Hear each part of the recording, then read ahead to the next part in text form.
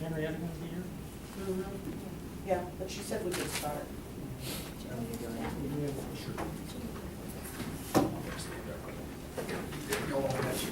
It's up to you.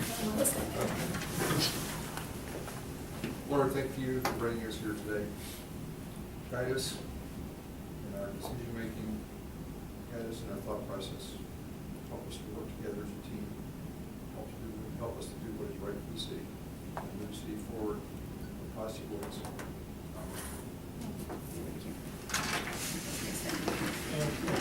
Establish a quorum.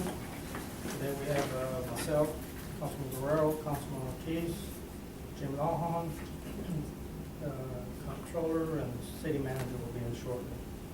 Okay, we'll do the Pledge of Allegiance. To the flag of the United States of America and to the republic for which it stands, one nation, under God, with liberty and justice for all. Under the Texas flag, I pledge allegiance to thee, Texas, one state, under God, one and indivisible. We don't have any citizens here for citizen input. So we'll go right into our presentation and discussion. Ms. Wagner? Thank you very much, and thank you for having us here tonight. What Jeremy and I would like to do is go over this draft in some level of detail so that you have a clear understanding of the financial picture of the city.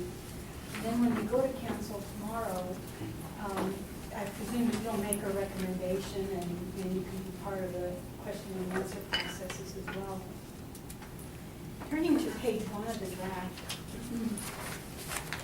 Jeremy, do you want to talk about this? You have a little bit presentation about the auditor's report and what's involved in this. Yes, this is our independent auditors report that we only they're in the financials that are ours and not the city's. The rest of the report is property of the cities.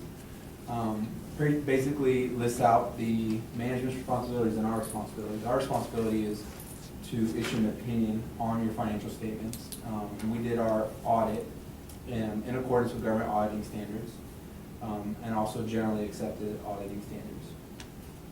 With that said, we have a clean opinion, unmodified opinion is a technical term, saying that your fund level and governmental activity statements are in compliance with generally accepted accounting principles. It's the highest opinion you can receive. So we had no modifying statements to issue there. The rest is more information we have to share with you and opine upon in regards to required supplementary information. Those are budget actuals under major funds. If we had some new major funds this year, basically based on balances in those revenue and expenses. And then other information is your combining statements, the non-major funds that are presented in the back of the schedule. In addition to a report on government auditing standards that we're required to issue since you are a yellow book audit. Do you want me to talk about the MPA? Yeah, go ahead. The pages 4 through 9. I wanted to, the management discussion and analysis is a required prefacing letter, if you will. And it's prepared by management, by Connie, and by the city manager. And it gives you a good executive summary of the financial information that follows. This report's about 50 some odd pages long. So it's a real good summary. Plus it provides some comparative information in it that is valuable if you want to look and see how you performed in comparison with last year. One thing that I'd like to bring to your attention, we go down and talk about governmental activities. The city's net position decreased by $176,761. I'd like to explain that a little more thoroughly because there were factors outside of the city's control that resulted in the government-wide presentation to show that you had a decrease in equity net worth, if you will. The reasons for that are, and I'm going to have you turn to page 14 and 15 and place them side by side. It's going to be bound as kind of like this. Okay, we look On page 15, that governmental activities problem, can you put them side by side or are you stapled together? But I got them more. Well, I can kind of tell you here what we're looking at on page 15. Up at the top, we're looking at the net expenses, which were $3,712,000. And then we're looking at the general revenues, those numbers, the 891, and property taxes, sales tax was at 2.3 million, and so forth. So your total revenues citywide were $4,369,000. Now, see, just take expenses minus revenue. You added just expenses minus revenue, the 656,368. You see that? That's an increase in your net position. But Governmental Accounting Standards Board was not kind to you this year. What they had are a couple of pronouncements that you had to implement. One of them was, in the past, you were able to capitalize bond issue costs and amortize them or recognize them expense over the life of the bond issue. So if you incurred $700,000 to issue your 2008 issue, which was later refunded, that $700,000, you could recognize that expense over the 25 years of bond. Well, Government Accounting Standards Board says, no, we've decided that there's no future benefit to those bond issue costs, and we're going to make you write them off. So, as part of that, you see that negative 833,129? That is, part of that is a write-off of your old bond issue costs. And that amount that we wrote off just for bond issue costs was $671,000. Then further, Government Accounting Standards Board said, okay, here's another situation that impacted you all this year. If you provide any kind of benefits to retirees, not pension plans, but if you provide health insurance, for example, under your plan, that can no longer be a pay-as-you-go. You can't say, okay, we're going to reimburse you health insurance, here's your amount. What they said is you have to consider the whole employment population of the city and do some kind of a projection and pay an actuary to do it, of what your past service costs would have been had you been accruing this money over the lifetime of your employment employees and families. So we had to recognize past costs of these retirees getting these benefits of $161,000. So while you did very well government-wide, the 656, GASB dinged you $833,000. So what I'd like to do, since bond rating agencies pay attention to this schedule, is in the MD&A and in any discussions you have with them, we're going to take out, back to page, sorry, I'm going to jump around. Page 4. Yes. What I'd like to do is take out under governmental activities that first bullet altogether. So I don't want them focusing on that. I want them to focus on the whys. Not, oh my God, we had a decrease. I want them to see why. That it was due to an addition of revenues over expenses, but then it also a decrease because of those two GASB adjustments that we had. So that's where I want them to focus their attention. You think I wasn't going to go into the rest of the MD&A in any significant fashion. I know you haven't had a lot of time to look over this, but the rest of it is summary information, also included in the financials that we'll go over. Can I add something? Okay, on that actuary that you was talking about, it's GASB 45 requirements by the government, and we were hit with it as soon as they walked in the door in here to come and do the audit. So we kind of like have to find somebody to do the study and pay them, and then also accrue the result of it. And that's the reason why our revenue went up significantly. Yeah, unfortunately, we were able to find someone on a short notice and they had a pretty quick turnaround. They did it within a month. And it wasn't as expensive as I've seen. Some counties have paid over $20,000 for this study, and I think we paid $3,500. Yeah, so, you know, it's not a great thing to have to spend money on, but it's a necessary evil. Again, talking about perspectives, we issue a set of financial statements that show the city as a whole, and that records your fixed assets, infrastructure, these kinds of things. It also has your debt on those. That's what we call the government-wide presentation. But you all, as, you know, in governance for the city, you really pay attention more to the general fund. What is it doing, and what is that service doing?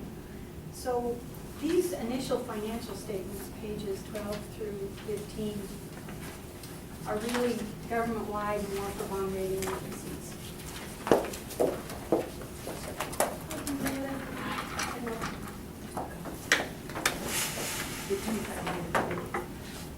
Lou's not gonna be able to make it. Lou? So do you all have any questions on that gas 345 study that we did before we move on to the statements? Is that something we're gonna do annually? Yes. It's not annually, you have to update it every 2 years. Next 2 2 years. years. So they give you the, Yes. Budget for it. For the next year. yeah.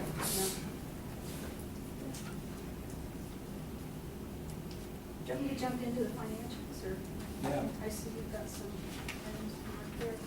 I'd like to talk, if I may, about the fund level statements, beginning on page 16. And this is what you're used to seeing in your council meetings. You see how the general fund, the debt service fund, street maintenance, hotel occupancy, and other major. When Jeremy mentioned major funds, those are funds that are required to be presented in their own column. It means they're big enough to draw the attention of the reader. All the other ones we combine in other non-major governmental funds. Those are the little things, you know, it's of course security, core technology, it's all the little stuff that you don't need to see marching across this page because they're so small. We do show you what makes up those later in the report. But these are your general funds. In the general fund, we don't have a lot of cash. It's $15,000 at the end of the year. We had property taxes receivable of $133,000, and due from other governments is mainly sales tax, $270,000. But the good news is the liabilities were only $35,000. Of course, we have an unearned taxes that have not yet been collected. We have to push those off into the next year. So your total fund balance was $252,000. Good news. We'll see on the next page, two pages over, page 18. This is the income statement.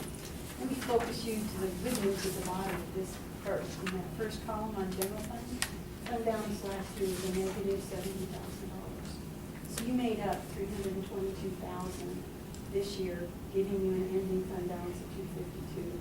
That's the best the city has looked in several years. And I know that it's not something that a bond rating agency is going to jump up and down about. But you are making the progress that you chose to do when you had that insolvency plan put in place. Your monthly operating expenses run about $300,000 a month. So you don't quite have 1 month in there.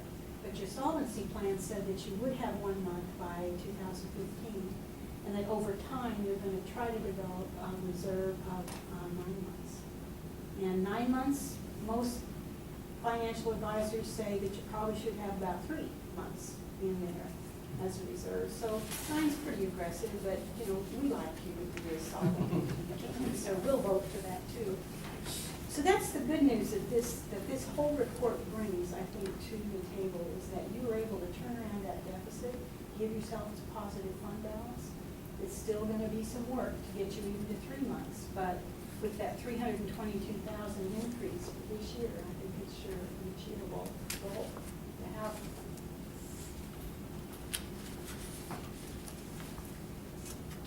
Page 20, this talks about your water and sewer, your refuse, and your cemetery. These are shown separately in your own statements because these are called proprietary funds, or there's really a profit motive associated with these. There's no profit motive in your governmental funds, and shouldn't be. You shouldn't be in this government to make a profit. But these should at least turn a profit. The users should pay for the services provided, and it should either break even or have a little profit to fund future improvements. The first one, you see cash for water and wastewater is $986,000. Refuse had $77,000, cemetery has $52,000. Down there at the total net position, that's net worth, assets minus liabilities. So the net worth of the water and sewer was 4.2 million, but take a look just above that. Part of that is your investment in the plant, in the infrastructure. You can't spend that. So the 3,021,000, that's your net investment in the infrastructure. So that's really not something out there that you can play with, that's gotta be there. What is unrestricted, however, is the 1.197 million, which is liquid-ish assets that can be spent for operations. Most of that you see is up there in cash. Likewise, looking down at the other funds, refuse has unrestricted net worth of 220,000, cemetery 52,000. So the enterprise funds or the proprietary funds look good this year. That's the page 21 is the income statement for those funds. So the change in net position, that's new technology or new terminology, that's net income. So just put in where we see that change in net position, net income. Water and sewer had 439,000, refuse 118, cemetery 3,919.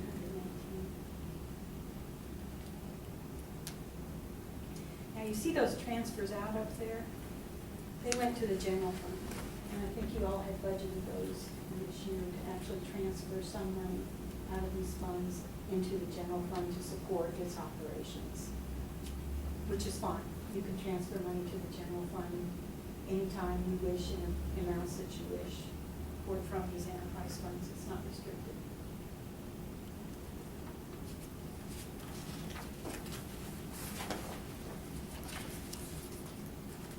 If you want to talk about the rest of those funds. What was the reason why it was supposed to go out? You had budgeted to do that, to transfer that money, to just provide additional support for the general fund. In other words, had those transfers not occurred, the general fund would not have, you're right, that's a very good comment. Had those funds not been transferred, the general fund wouldn't have looked as good as it did. I'm sorry? Paid for, Right. that's always. Yeah, but the cash Right, actually, right. did get transferred, so. One of those transfers, that would be like for the water department, you transferred into general fund to the salaries and part of the salaries of the part of the. And two, what a lot of cities think is, that sewer plant and that water plant aren't paying property taxes. If they were anybody else's, proprietary, they would be paying property taxes. So a lot of cities say, well, it's a payment in lieu of taxes. Because you're part of the city, you're not getting dinged for a lot of costs that your competitors are. So that's why we're going to say, okay, you can contribute some to us, because had you been on your own, you would have been paying a lot more money for taxes and other kinds of things. So,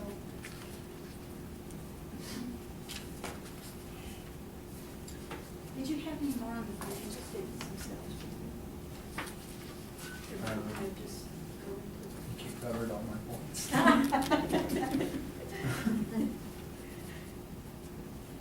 Yeah, can you tell me where the Fox Foundation is at?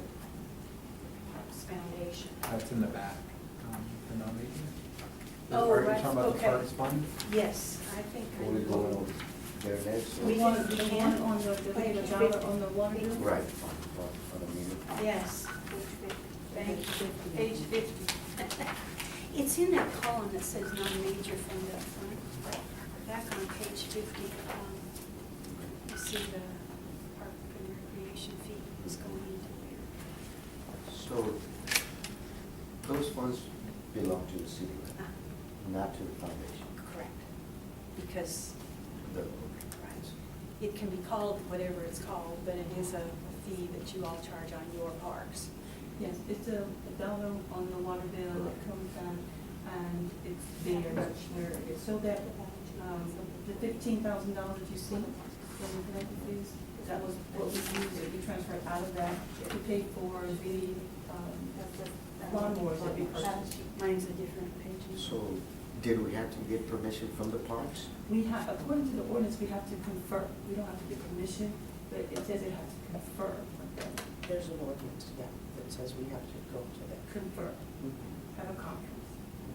So we confer, and the council approved. But if they're nonprofit and they don't exist in our eyes, why do we have to go before them? Because of the ordinance? Yes, that's the way it's written. It says you have to confer with them when you expend any funds out, so we confirm. I think this is the first time they actually even used any funds Right. out. But can we change that ordinance where we don't have to? That's something we need to take to the council to make Right, a change. okay. The ordinance can be changed Right, by council. But don't they have the bylaws that state that? Right, And the we have to- bylaws, their council bylaws that they approve? adopted and what they stated, because that's why you can't, that's why you know, the council can no longer appoint to that board. Right, correct. Because of their bylaws, so we may not be able to dissolve it just as No, easy as we'll- changing the ordinance. We're not talking about Just dissolve. he's saying in reference to the they have to confer with them to Right. expend funds out of that. Oh, Is that what you're saying? Correct. but I Yeah. thought their bylaws, there was something to But their that. bylaws can't, okay, so the ordinance says this is what the funds are for, Okay. this is what the funds are used for, but if they Right. want to use it in a different direction, or Right. they use it for them, the ordinance can change. It's up to you all. Thank you. What's wrong? Ahead. Oh, yeah, okay, so far, I'm trying to get you with a lot of numbers and a lot of, and you've had great questions. We so- just want to be counting sheep tonight. We do it all. We are even Dave Gregson. Yeah, you too. Following the financial statements are a series of footnotes that are required to be reported under government accounting standards. The first footnote just kind of tells you really dull things about measurement focus, basis of accounting. What page are you on? Oh, I'm 26. sorry, 26. And it's the first footnote, so it kind of puts everybody to sleep when you start reading this part, because it's a lot of accounting mumbo jumbo, quite frankly. So I'm gonna skip through that and get you to page 34.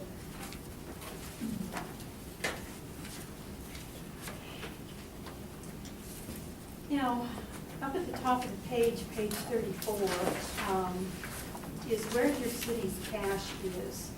A little bit of cash on hand. The bank deposits you in your various investments. You have a little bit of it in MBIA, you have a little bit in CDs, but you mainly have cash in your checking accounts, which is fine. These days, nobody's getting any interest on anything, so I wouldn't recommend a change there. Just leave it in the bank account. The Public Funds Investment Act requires all governments to have their money in something safe, that's liquid, and the return is always last. And your investments are actually safe in the bank, because when you have a depository agreement, you're required to have that bank pledge securities against your bank deposit. In other words, the bank holds rights to treasuries and, other governmental investments, and they actually pledge specific investments to you. So if you look at your pledge report, you can see this treasury bill dated whatever is pledged to you. The idea being, these deposits exceed FDIC at $250,000. So if the bank goes under, the presumption is that you get that underlying security. I'm not sure that's ever been tested, but that is a requirement, and I think it helps all of us sleep better at night, knowing that we've got our cash safe. And on the same token, reference to the investment policy, on this agenda, we're giving you the new, because there's been some new changes and requirements for governments in their investment policy. We're giving you a sample of the investment policy to review. We'll be having a representative at the following meeting to come. I think they are asking that you have an investment advisor, so that you can try to make some money on these funds rather than just sit it in the bank. But we'll have a presentation in reference to that. But we wanted to get the audited numbers out first. And the reason for that, for the investment policy, it's also a requirement for the restructure. That's something that we have to have in place to do the restructure. That's not something that Quiroga can do for us? No, he's an investment advisor, he's a financial advisor, and the investment advisor is a separate person. And because Is that position? TML, yes, TML recommended. TML's recommending some people take, it depends on how much money you have. We don't have a whole lot to invest. And so we want to be able to do that. So we're presenting TML, the person who taught the class, because Connie and I went into the requirement. And so we're going to bring it to you so we can make sure. 2013, 2014 when we adopted the last one. 2013. 2013, so it's time for us to adopt a new policy, and it hasn't changed. Actually, no, we have to adopt it every year. So we did do it in 2014. We did it last year, and we haven't done it for this year. We would do it for 2013, and it Yes. has a new nuance. There's one of the ordinance for 2014. Yeah, you're right, it does have to be. It has to be Reviewed and every year. ratified every Yeah. year. It And doesn't, that's it doesn't change, yeah. Right. it Because makes I think the last one is, Laura said that there was no changes, so We we just just adopted. adopted the same one from the previous year. Yeah, we have to, Is what we did, is what we did for 2014. Yeah, but the 2015 would be a little bit different because there's new departments that they have, you know. And I have an updated one. Yes. Notes receivable. This is only recorded on your government-wide, in other words, those financials at the front that the bond rating agencies look at. When you had issued those bonds for the Civic Center and for some work that 4B was taking on, they both agreed to repay some of that bond issue, but they're gonna have to repay it over time. So the interlocal agreement says, okay, the city has the debt, it's the city's debt. Make no mistake that those bonds are the city's bonds. So we do have a payable from the city. But then we have a receivable from 4A and 4B for those amounts that over time they're gonna reimburse us for. So as we make payments on the debt, they're making their share of payments to us. So these are the balances. Notice 4A is huge because of the event center. And they got most of the bond issue for the event center. So that's what we're looking at there on that receivable. Just for my edification, what does the 4A get $1 million a year to pay this? That's the reason for the restructuring. Yeah. Okay. Yeah, the city, in fact, when those things start ballooning in 2016, the city doesn't have the money to pay. So we've got to get those balloons pushed out. Yeah. And you're so right, they don't get that much money. Jeremy, do you have some more of the financial? Well, I was gonna mention the whole. I have a client whose CFO stands up to introduce me, and then he gets all the points that I was gonna talk about, so I stand up there, it's like, don't know what I'm gonna say. Here's another GASB that's coming down the pike, and it's, I'm gonna refer you to page 39. Government Accounting Standards Board is not our friend. I think they're a bunch of old geezers who just don't have anything else to do, so they think that things they want governments to do. I don't normally have to look at the retirement system footnote because it's another gobbledygook kind of a note, but down at the bottom, if you look at the, let's see, third number of columns over, fourth column over, you see the unfunded actuarially accrued liability is $1.6 million. I bring that to your attention because in the past, your pension actuary says, okay, here's your annual contribution. You need to send us, I'm gonna be alive because I don't remember what your annual contribution is, but let's say it's $300,000. If you pay that $300,000 in for that annual amount, you're done. You don't have to record a liability, you've taken care of your obligation. GASB is now saying that's not enough. We know that we have pensions out there that have this unfunded actuarial accrued liability, and what that is that's a liability that's gonna incur over a long tail, 20, 30 years. People are gonna be paying in, they're gonna be paying out, but this is what's unfunded as of 2013. In the past, it didn't alarm too many people, but it does alarm some. Because I read on the internet that some states have unfunded liabilities of over $1 trillion. That's a lot of money to be a financial statement, and you will be due on this in 2015. It doesn't go on your general fund, it doesn't go on any of your fund level, but those government wides I was talking about, that's where that liability gets booked. So that's gonna change every year, but it's gonna be a big number. And I was impressed that your number really isn't as big compared to a lot of other cities. A lot of them are gonna have to take $4 or $5 million hits. So yours is $1.6 million. It's still gonna be a little painful. We'll go over it before we implement it, because it will impact that first balance sheet. It's gonna drop your available net assets, or not net assets, net worth, if you will. So, GASB. Is this what happens in Detroit? Yes, sir. That's one of the big ones, I think, that force this issue, is they have huge unfunded obligations. How can we bring it up? How can you reduce this? You're in a state system, Right. and a lot of my governments actually pay down this. A lot of them knew this was coming, so they were like paying down another $1 million a year over and above that annual required contribution that I talked about. They'd send more money in than was required to buy this down. And your state system, I don't know if they're set up to do that, but that would be the answer to draw this down. And I had a utility company that's been making $1 million excess payments for like 5 years. Of course, they do that for me. Right. So it's a little bit of a double edge there. You gotta pay in more if you wanna buy that liability down. And I'm sure that you're gonna be given the opportunity by the state's And system. which funds will we have to take from? The general fund? None, no, sir. It won't hit the general fund at all. It's one of those paper things again. We're gonna show it as a liability on paper, Okay. and what it's gonna do, it won't hit the general fund at all, so rest assured there. But over here, see this government-wide, which is the one where we book your assets and your liabilities? It's gonna reduce this number right here. This is on page 12. It's gonna reduce the 7.292 million by this number here. It's just gonna throw this number unrestricted into the negative balance. That's the scare, because it's gonna throw your unrestricted net position into a negative. And again, this is one of the statements that the bond rating agencies look at. They know this is coming, and they know everybody's gonna look horrible when they have to book this.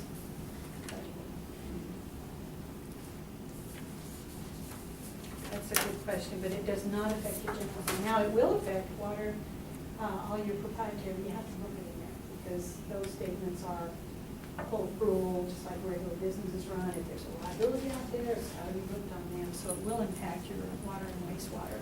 What we'll do is we'll allocate a percentage based on number of employees. They're in a little better shape, so it's not gonna. Yeah, I don't really know and say that I've done that has an overfunded, a negative, or Oh, with an yeah. asset on the books. So I think every city's gonna really Yeah, feel the cities. pain on this one.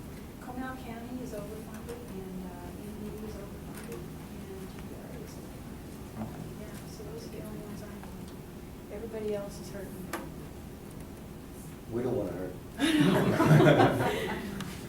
That's the bottom I've line. Been there. Uh, Yeah, that's a well. Doesn't have an accrued liability. Is there anything on the asset side that offsets that from a pool perspective? No, the only thing that could possibly is if you chose to fund it. And I think you probably could. I think you could probably set up an irrevocable funded account to fund that liability. That's a possibility, so you'd show that as an asset, that would be a restricted asset. Good questions. Is there any traceability to see where we started from the From balance to the? 10 years ago to now kind of thing you're thinking? Oh, yeah. We report 3 years' information in every audit report, but I'm sure, you could talk to TMRS and have them give you a history of what that unfunded liability is, and it's grown. You can see it's been growing over time. It's And the reason that it grew as much as it did is because this fund, just like all of us here, have been suffering that recession. And this fund is suffering the recession too. They're not getting the returns that they had anticipated. So that's why that liability is growing. Now that hopefully If they invested the pension retirement fund, they didn't get the return that they thought. Right. In the market. Okay. Yeah, because they're shooting for stuff like 7%, and they can get it because they're a big institutional investor, but, and that may turn around. We may see this trend where you see it, dropped in 2012 and then it really skyrocketed in 2013. that trend very well may change as our economy improves. If you could talk about, I know one of the notes that you made were actually us keeping all of our sick time and vacation time and deferred time on our paychecks, and we've done that. But if you could explain to the committee in reference to the liability of carrying so much sick time, if I have one employee who has over 300 days of sick time, how that shows necessarily is a good thing or a bad thing in reference to the obligations of the city? Yeah, that's a real good question. Compensated time off, when you let that accrue and accrue. When that person separates from service, you're gonna have a huge check. Most of my cities put a cap on it. Most of them say, you know, we'll let you accrue, but we'll only let you accrue so many hours, or we'll let you accrue 1 year's worth, or put some kind of a cap on it. I had a city where the city manager never takes a day off, has never taken a day off in the 20 years it's been there. They owed him $200,000. You know, and he said, okay, pay me $50,000 and I'll forgive the rest. And you know, that was gonna continue accruing, and that's a huge hit. So when we have compensated absences, we need to breathe a little reality into it. We appreciate that they're not taking the sick time off and they're not taking the time off, but there's got to be some kind of a limit where, hey, you know, we can't afford to keep accruing this forever and ever. But then if they miss 3 days or more, they have to come back with a doctor's note. Well, sick time I don't have to pay out, vacation time I do, but we wanted to say that we're going to be looking at the new personnel handbook and some of these requirements, and we did tie it into it. But I just need the council to understand that it hits our audit in reference to all this vacation time that's on the books, that 300 days or whatever somebody may have is monopoly money because they're never going to be off that long. Because even in the ordinance, it says if you're off for 6 months, I don't have to hold your position. So it's just kind of like imaginary time. And so you're giving people saying, you can take 300 days. And we have an unwritten policy that allows people to transfer sick days to other people. We need to address those kind of things when we use in our personal handbook. And I know last time when we met on the last audit, Pat recommended that we look at our handbook and look at some of our personnel policies because they do have a financial impact. And some are contradictory too. One thing, shifting the emphasis away from accruing so much vacation time is it's a good internal control to force your people to take vacations. Because that means somebody else has to step into their shoes, and that's how a lot of fraud is discovered. When they're forced to step away from their desk and their job. Yes. I mean, there's been a city clerk in Illinois, some of these Illinois and Texas, that never took any vacation time. She actually got sick and took some time off and was off for 6 weeks. In the interim, someone came in and did her thing, and they found out that she was actually writing a lot of checks and things and balance and things in her. So she wasn't there to fix them and to do the little thing that she normally did. So it does give them that they needed to be able to. The You know, little I cross think the school training as well. district caps also at a certain amount. Yes, ma'am, they do. It's a rule of thumb. So that's something that we need to be able to look at in our personnel policy. But I just need to tie it, that you all see that it ties into our financial statements as well. Both sick time and vacation time. What do they do? Like, they make you take it? Use it Or or lose it. use it or lose it? Use it or lose it, Yeah. yeah. Basically, in fact, we've got to the point where I work, is it's reconciled at the end of every pay period. So for example, my PTO is $200 max. So at the end of the pay period, I've got 203, I'll lose 3 hours. If you don't take it. Yeah. So it's capped. I think this needs immediate attention. Yeah. A review of policy, Henrietta. Well, And, because if not, it's going to continue, it's going to have an effect on books. So, 37, 38. the recommendation, she says that we talk to, CRS to talk about layout of unfunded liability in reference to that. right. And then I think the question that she also said was to see if we can prepay or how we can pay down to the money. So I would probably have to look at TMRs, the retirement, to see how we can do that and what the project they present, because it will be restricted funds, but we want to see how they want to approach that. On page 37, on the bottom, before the total, there is the amount there for compensated absences, and that's for the total of employees. and that's 265,803.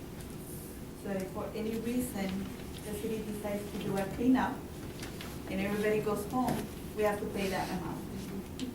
And that's just for Who's that? government. That's right. And that's only for governmental. And then water and sewer is on the next page, on the very top where it says balances. As of 9/30/2014 is 80,790. That's for the utility. So the 80,000 plus the 260. Okay. So while we have our auditor here, I just need to declare that the composite time has something that hits our books and that we need to take it seriously when we look at the policy that I would look for, we keep all that time, but it's not necessarily financially feasible. I would like to have They call it compensation time, so they're, vacation, we need to be able to have a capital indication of how much they can do. We also need to, what they can carry in the books, also what they can carry on for sick time, so that it does have a tie-in to our budget and our finances, and so I need to be able to get the link. Yeah, it's real rare to allow unlimited accrual on your kind of unique. I thought we had discussed it at the time when we were discussing the merit raises and all that. Yes, we had, but we need to actually make it a policy, so your handbook has to be reflective of that, and right now it's not. So the attorney has the draft, and he's supposed to be getting me back the first draft so we can make sure that it's according to what we need to have. But our focus right now has been getting the numbers together. So numbers are hitting us and not really we should take action. I know it's not fun, but if we want to stay up in black, we should take action. That's why we're here. Thank you. Thank you, sir. Jeremy, I see you've got some stickers on there. Is there anything that I missed that you want to? Maybe on page 40, kind of talks about your fund balances and the different applications. So we talked about your general fund, the 252, that's unrestricted. You can use that for ongoing. But some of your other ones, you have a little over 2 million, 2.007 million in total. And then this kind of shows the different restrictions. So you have the unassigned of general fund of 252. The rest, the 1.7 right there, that's all tied up in restricted. So other funds that make up that balance. So the goal is obviously to get the general fund in the black and stay in the black, and 9 months of operating activity over 3 months is a good rule of thumb. But the 2.7 million is also a good number. We just need to make sure and we're not building too much of a reserve there in regards to those special funds, that we're spending it on the proper purposes related to debt service, street maintenance, and the hotel occupancy tax. So overall, it's good though, good fund balance, and the general fund improved. So good budgeting. Yeah, and some of these, and I know Henrietta knows this from experience, it's hard to figure out a lot of heads and heads projects to spend that hotel occupancy tax money, but it's certainly something to keep in the back of your mind that you must spend some of this money on some of these projects, so. Say that one more time, really, really loud. Yeah, must spend that money. I think I've heard you say that a few times at council meeting. Yeah, We and I know did the spend focus it has out. been- We doled it out. We're actually excited because we're doling out $30,000 to local business. The council saw that if he made a presentation, he's having Memorial Day, event, a 3-day event with a cycle ranch, which is a mud advertisement. And so then, and we're actually on this council meeting tonight, the night is going to be on tomorrow night, a balloon festival with our local developer for Riverbend is going to be giving some for advertising. And we're looking at doing some signage as well. So those kind of things we use those funds for. So we're really excited that we're going to use those funds that take care of the two-step process, heads and beds, and marketing the city of Floresville. So, And I know that you've been in a save mode, but you're building up a lot of stuff here that you got to spend on other projects, and it's hard to make that, to shift that focus, say, okay, I've got to spend hotel occupancy tax, but wait a minute, We just had to have a plan, and we didn't have a plan until just recently. yeah. With the So- tourists. Yeah, and we're really excited. And then on the street maintenance tax itself, We have a plan as well. We've had to purchase some equipment that we use some of the street maintenance tax for. And so we're hoping that weather, I mean, it's been such a drought for so long, but the rain is what's holding us up. So as soon as the rain falls, we were able to get those going. So that tax, we plan on spending that so we can actually renew that. I think it's another 2 years. So we renew that tax. So we're working on What is that fund underneath that state police forfeiture? Leo fund? Is that misspelled? Is that for? That's a new fund this year. Oh, that's the OC. Yeah, that's, what is that? I forget what that is an acronym for. It's not a misspelling, but it is a specific grant, if you will, to the police department. Oh, police fund. Yeah, the AOC, and I can't remember. Yeah, Yeah, it's one of those acronyms, not very much, you see all the time, and I just. It's for training, Yes. for employee training. And that state police will, can you speak that? Yeah, that one, The the, chief of police has control of over that money. If the vehicle cost 28,000, yes, but the last one that we bought was 31,000 without equipment. That's only a couple of thousand short. However, the state forfeiture fund, the chief promised to make the first payment on Copsing. Remember, because we didn't pay the first year, and that's what he promised those funds to pay for Copsing. That's why we were able to go and get that. So that fund. So this year, you're gonna see that Next year it'll be lower. yeah, that transfer to make the payment, For the Copsing program. because that payment is due this year, 2015. How much is it? No, I don't know yet. We haven't gotten that bill yet.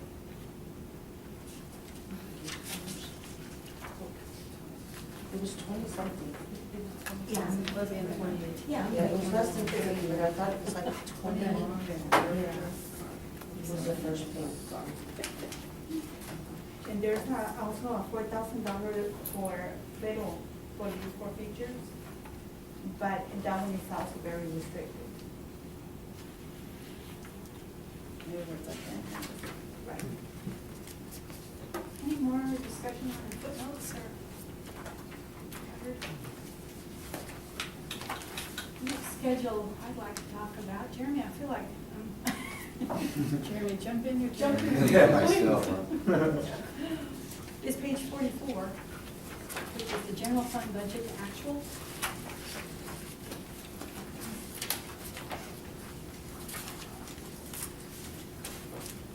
And we're required to present the original budget, the final amended budget, actual amounts, and of course, we put in the variance with budget because we think that's kind of interesting. Just hitting on some of the high points, the final budget had revenues of 3.3 million. Their actual revenues were 3.5 million, most notably in sales tax. The total expenditures budgeted were 3.645. Your expenditures were less than that, 3.6 million, so you had a positive variance in the budget of 43,000. So your final budget said we're going to, just from operations, have a deficit of 335,000. Just from operations, your deficit was 92,000. You had the benefit of proceeds from a capital lease, which we show as a resource, or some resources coming in. And you spent that capital lease up in those expenditure numbers, so it really is a legitimate thing to consider. Then we had transfers in from those other funds that we saw. So the net change in fund balance is at 322,000, from the bottom, 322,926. So it was a good year. It was a very good year. Just need to keep that up for a few years and we'll be in high cotton. Budget variances are all reasonable.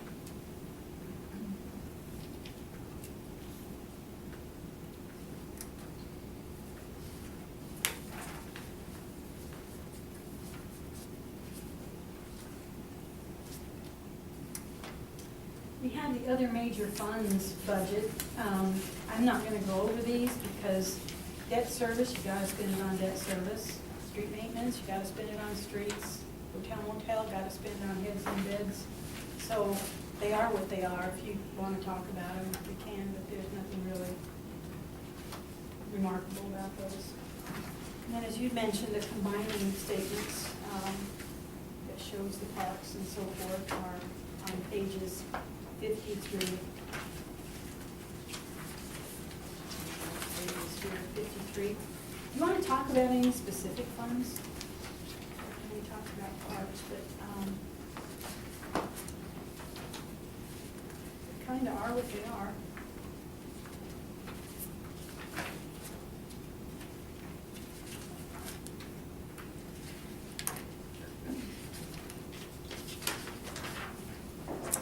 So I'll move on to page 56.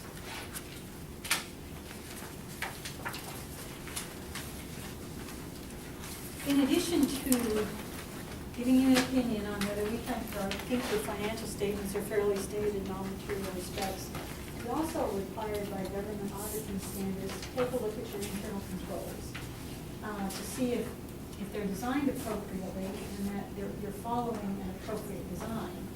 And that means a second set of eyes at critical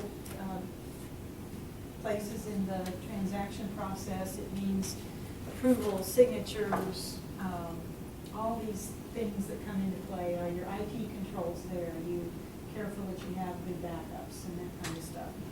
So we've, in studying your internal controls, we did come up with a deficiency that we had last year as well. And Jeremy, I'm going to ask you to address this a little further because, you know, we had an issue on page 58. That municipal court is not linked to the general ledger. Am I on the right? Some of my pages, no, we stopped slightly We stopped different. at 56. Yeah, you Because don't the have page that has last. This one, yeah, 55. I'm sorry, some of my pages are different. Yeah, we came with extra two. So, And last year we said that the municipal court wasn't linked and that, you know, they should be linked. And I think that draws them into an internal control process that the city has. But we visited more with municipal court and there's really more to all that. And Jeremy, do you want to kind of go over what we did and? sure, so we were a little nervous because since we got two systems going, we want to make sure that all the cash they're collecting is getting reported in your financials, right? So we analyzed their system and we said, hey,